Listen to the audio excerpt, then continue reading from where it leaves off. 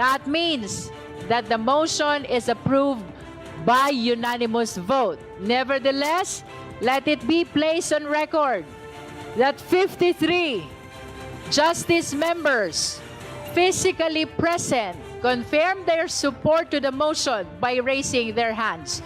So ruled.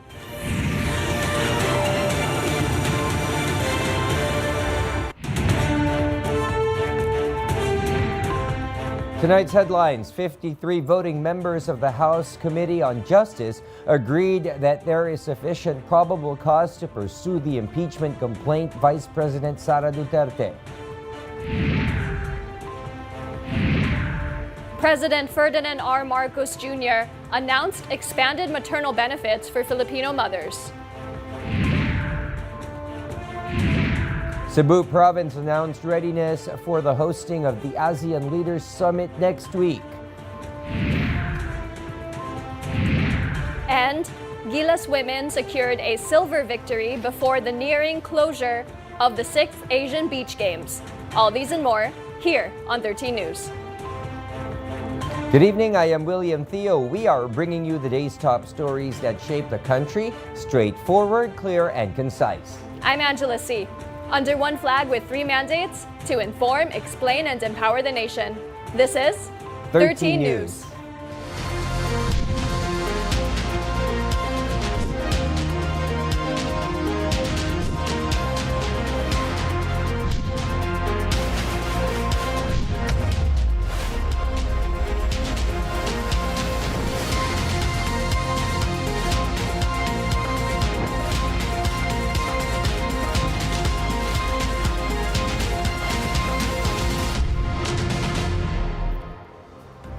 First in our news is the unanimous vote of the members of the House Committee on Justice to elevate the impeachment complaint versus Vice President Sara Duterte to the lower house's plenary. In fact, the House panel is also set to meet on Monday, May 4, to tackle their committee report and eventually the necessary articles of impeachment. IBC correspondent Earl Tobias has more details on this report.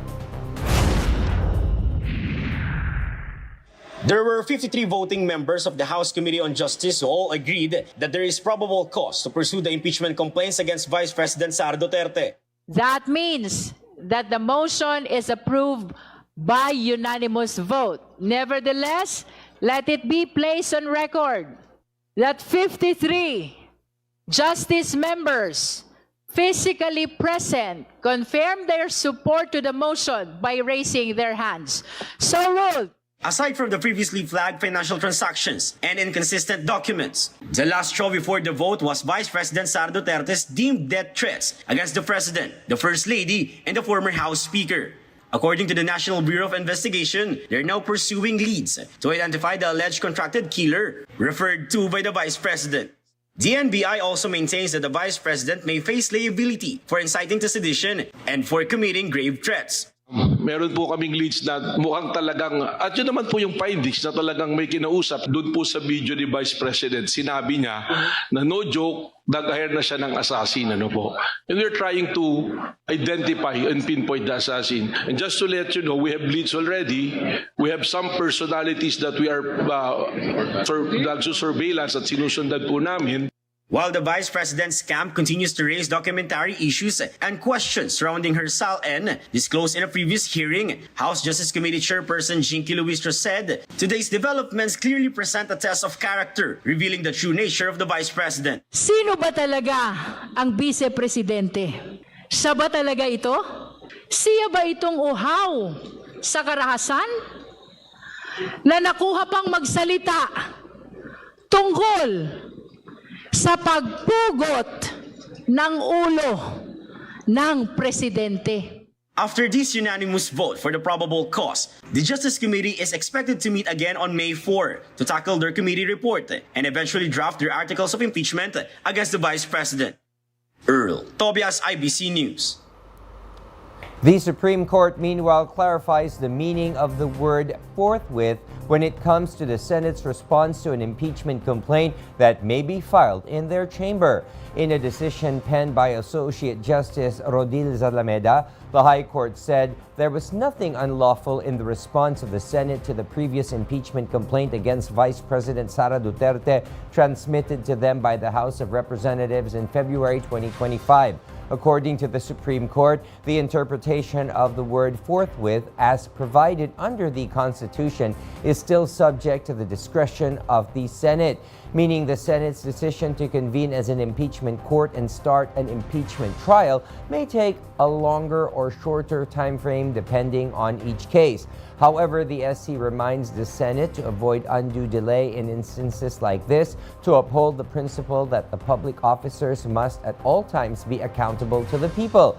In the same decision, the High Court dismissed the petition for mandamus filed by Catalino Aldea Generillo Jr., which sought to compel the Senate at that time to convene as an impeachment court and start a trial.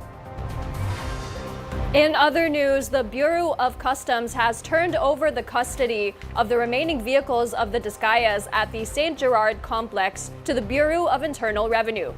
Based on the investigation of the BOC, there are no irregularities found, citing that the vehicles were imported in the country through legitimate processes. These include 2 ultra-terrain vehicles and 17 cars. Meanwhile, the BIR has also issued warrants of seizure and constructive distraint for the vehicles involved in the tax audit cases of Sara and Curly Discaya. Subject to the warrant of seizure, then that will go through the process of auction para maging collection. Dun sa distraint naman, basically hindi pwedeng galawin yung mga sasakyan dahil nga may ongoing tax audit case na in the event na pag naging final po yun po yung pwedeng gamitin para ma-fulfill yung kanilang obligation sa gobyerno po.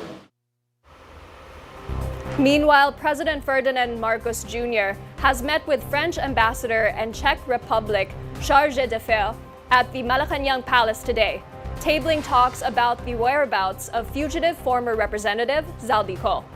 During the meeting, President Marcos Jr. requested further information on how Ko was released from custody in Prague, while expressing disappointment once again over the situation. Despite this, the chief executive remains confident in the bilateral relations of the country with France and the Czech Republic.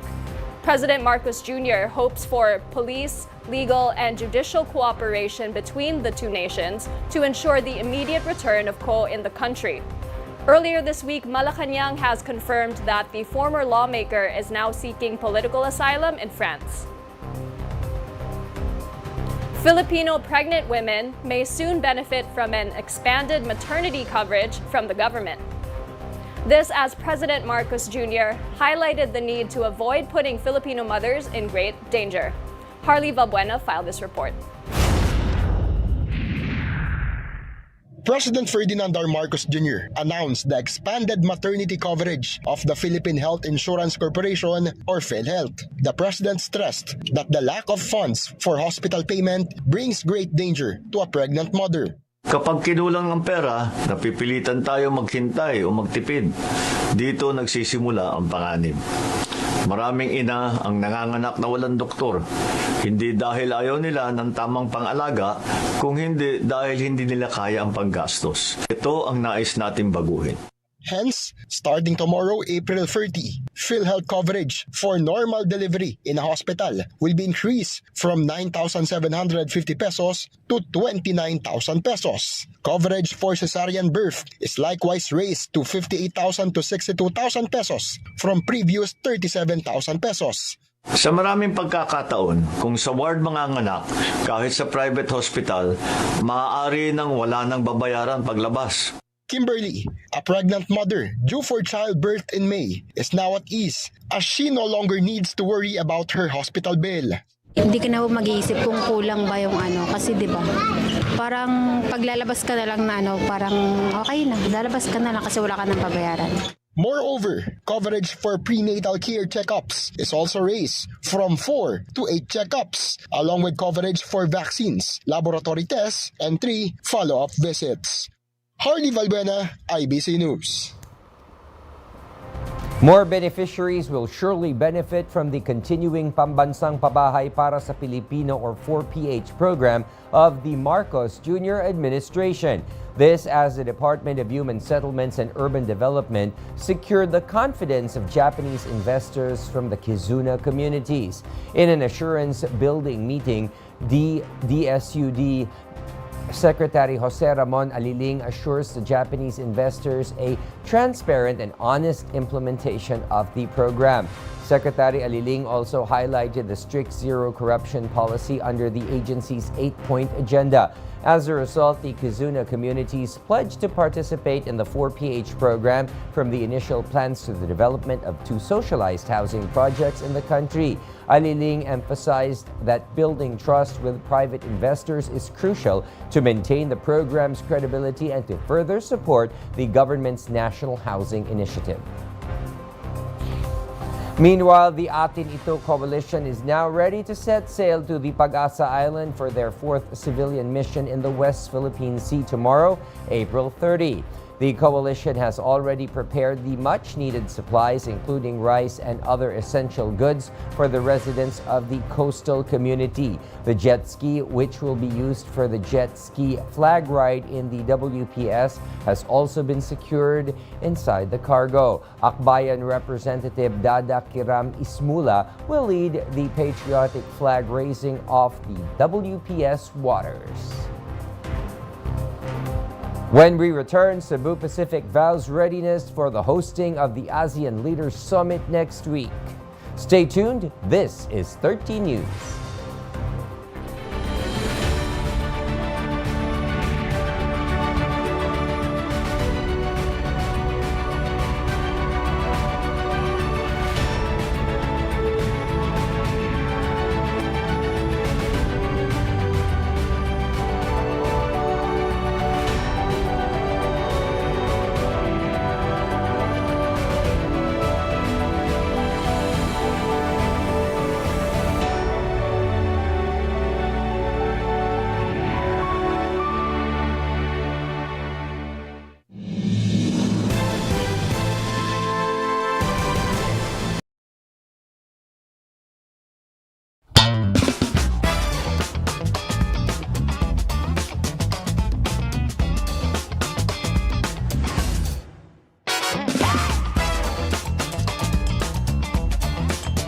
Flavors worth craving.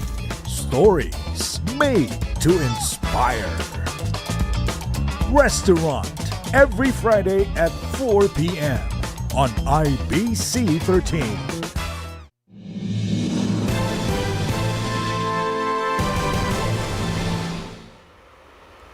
Welcome back to the program.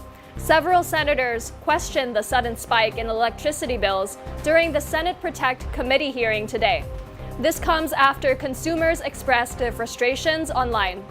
Senator Amy Marcos flagged the added transmission cost as well as the loss charges or the cost recovery losses in the power bill.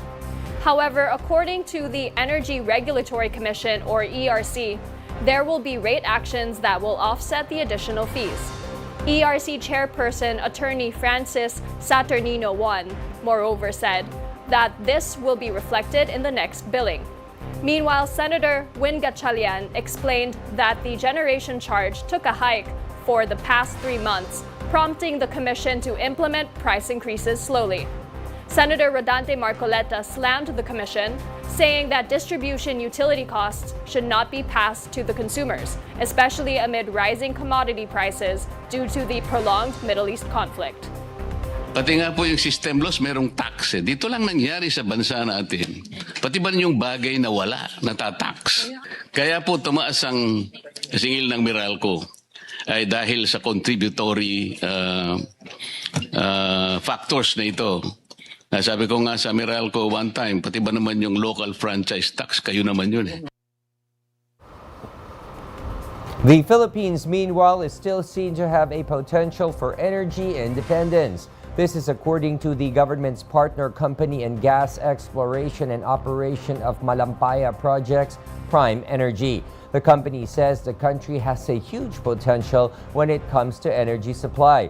This statement also comes with their confidence that the government's Malampaya Phase 4 project is expected to finish during the fourth quarter of 2026. Under the service contract number 38 approved by President Marcos Jr., the operating life of Malampaya may be extended by 6 years. Along with this is the continuing strong push for more indigenous gas sources of the country.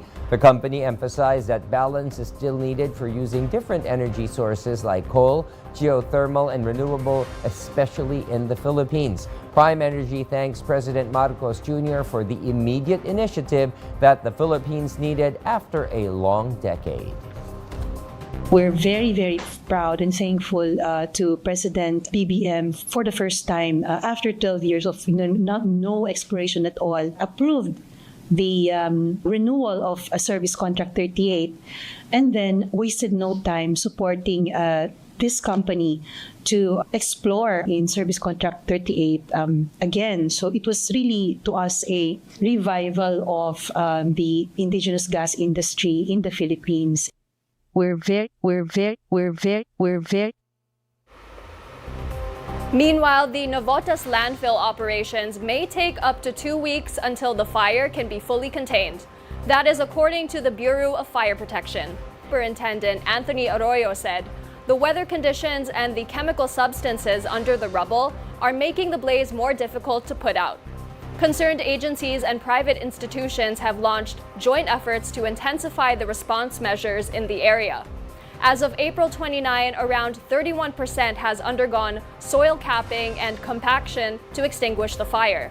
BFP spokesperson Arroyo also stressed that as long as the operation remained consistent, the 2-week timeline would be possible. Ito ay complex na situation dahil yung sunog dito ay hindi surface blaze kundi smoldering blaze at nasa subsurface ang mga combustion. Kung ganyan tuloy-tuloy, matatakpan yan ang kabuuan ng through soil capping and compaction.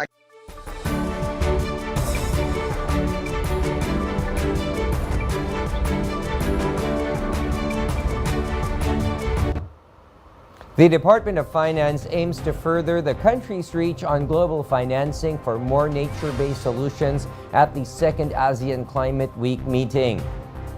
In fact, the ongoing partnership between the Philippines and Germany for the Transcend project has also been proposed to the ASEAN member states. IBC correspondent Cristal Ramizares has the story. Climate experts and financing institutions from various countries convened online for the second day of the ASEAN Climate Week. Topics about the strategic funding and investments for climate and biodiversity projects were tackled in the sessions. Also included in the discussions is the proposed expansion of the Transcend project in Southeast Asia, an ongoing partnership between the Philippines and Germany. More than 290 environmental projects within ASEAN countries are currently funded through the Transcend project. And we, as Germany, we stand by our commitments. The German federal government contributed more than 6 billion euros to climate finance.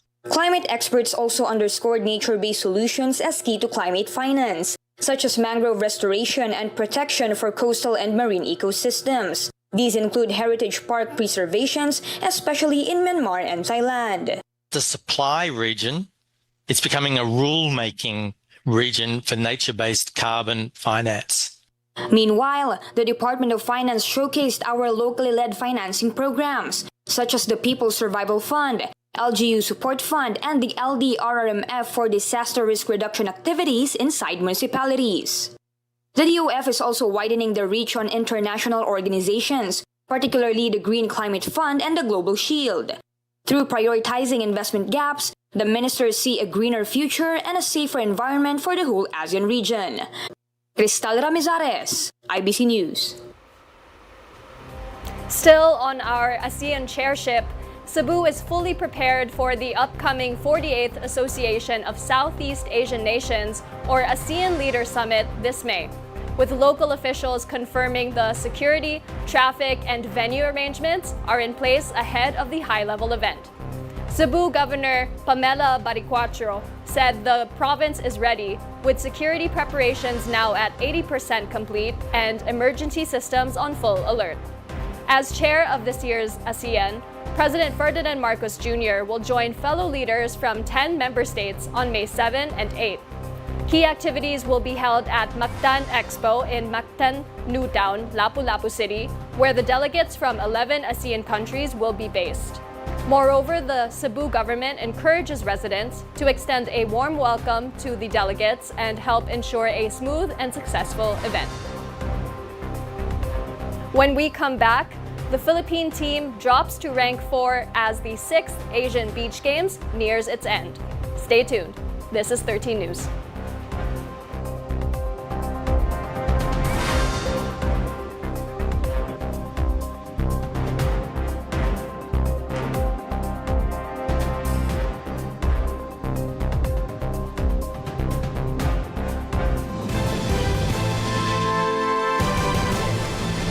Balitang nakala. Mamulat ng kanyang mga si Presidente at si Binantayan. Sinuri. Nilatag at inihayag. 13 sa tanghali. Kasama sina Greg Gregorio, Naj Miravalles at Zai Chua. 13 sa tanghali sa ganap na alauna dito sa IBC 13.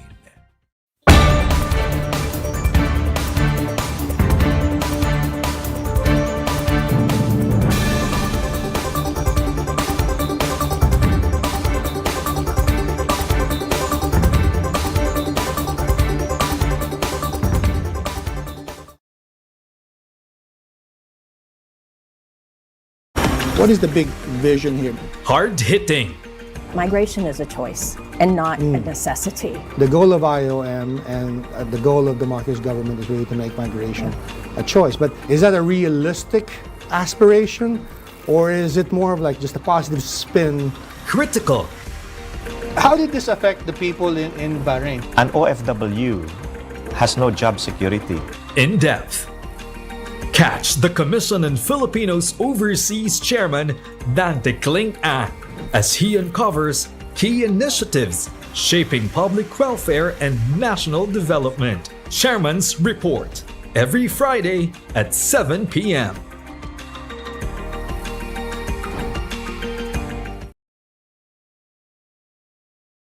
Yung tinago po nila sa akin, yung bata. Hindi ko po iuurong yung kaso. Sinabi ko na mamubulok sa kulungan. Unang-una po, hindi po normal para sa amin yung ganitong buhay. Sa tuwing may inaapi, kami ang kakampi ng katotohanan at katarungan. Ito ang programa kung saan laging patas ang batas. Legally Speaking, tuwing Linggo, 3:00 ng hapon.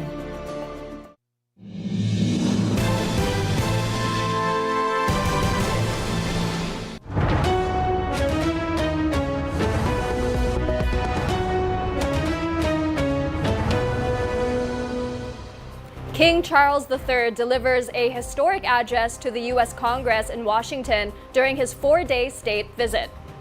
The speech was met by multiple rounds of applause and standing ovations from members of the Congress as he called for unity during times of uncertainty. CJ Reyes has more of this report. King Charles III of the UK received multiple standing ovations throughout his speech at the U.S. Congress this morning. Atypical of a monarch, the King's speech covered mostly political topics. A few key points in his speech included the diplomatic relations of the US and the UK, the war in Europe, and violence across the globe. With the ongoing war in Europe and the Middle East, the King called for unity between both states in times of great uncertainty. Let me say with unshakable resolve, such acts of violence will never succeed. He also highlighted NATO's importance and called for support to Ukraine as their war against Russia continues. We answered the call together, as our people have done so for more than a century, shoulder to shoulder, through 2 world wars, the Cold War, Afghanistan, and moments that have defined our shared security. Today, Mr. Speaker, that same unyielding resolve is needed for the defense of Ukraine and her most courageous people. The last time a UK royal addressed the US was in 1991 during Queen Elizabeth II's reign. This marked the first time in over 3 decades that a British monarch made a speech in the country. With the recent tensions arising between the UK and the US, British commentators hope that the royal family's visit to Washington will aid the relationship between the two states. Meanwhile, some noticed how many standing ovations were given by Democrats to the king, contrary to their reactions to US President Donald Trump's speeches. CJ Reyes, IBC News. Meanwhile, 2 trains collided in Indonesia on Monday night, leaving 15 dead and 88 injured. According to Indonesia's Ministry of Transportation, a taxi stopped near the rails, causing the 2 trains to collide. Most victims were women who got trapped in between the train's metal components. Authorities continue to investigate and look into the details of the accident.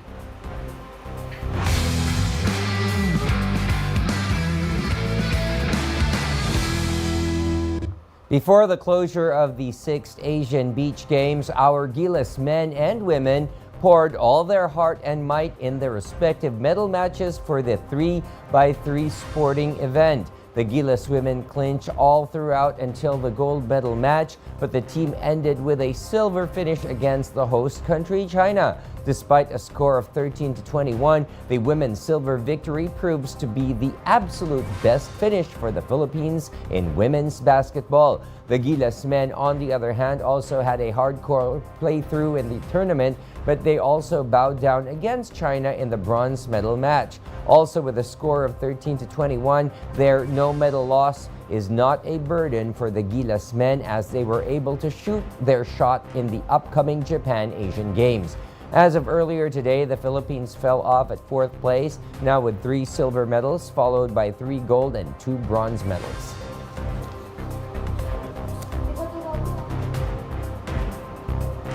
And as for the ongoing Madrid Open, an unexpected turn of events wowed as the women's tennis enthusiasts as world number 32 Hailey Baptiste defeated world number 1 Aryna Sabalenka in the quarterfinals. Baptiste saves 5 match points at 4-5 in the decider and a 6th in the tiebreak before giving Sabalenka her second defeat of the year. With a score of 2-6, 6-2, 7-6, Sabalenka was unable to shake off in the quarterfinals match, as Baptiste will now advance in the WTA semifinals of the Madrid Open.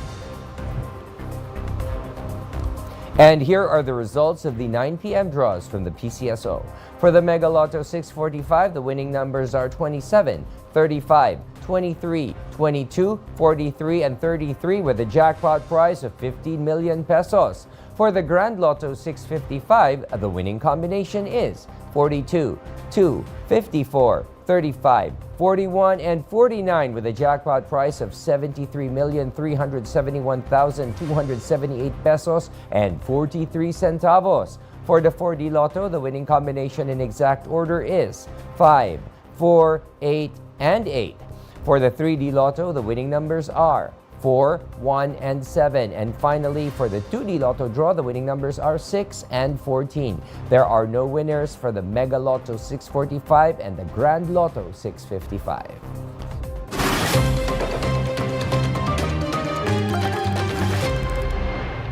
Are you ready for your next career move? Kicking off tomorrow, April 30, is the 124th Labor Day Job Fair of the Department of Labor and Employment National Capital Region. Job seekers can head to Atrium Executive Building, Maisilo Circle, Mandaluyong City from 8 a.m. to 4 p.m. as local and overseas job opportunities await you. Also tomorrow, April 30, marks International Jazz Day, celebrating music that shaped the fight for dignity and equality. Proclaimed by UNESCO, the global event highlights the music's role in promoting peace, dialogue among cultures, diversity, and respect for human dignity. I love jazz music. I didn't realize there was so much history to it. Yes, there is actually. I guess everything, it's like learning new things because I guess we all have our favorites. Yes. Okay, and those are the latest from the IBC newsroom this evening. We'll continue to monitor the stories that matter and bring you updates as they develop. I'm Angela C. And I'm William Thio. This is 30 News. Good night, everyone.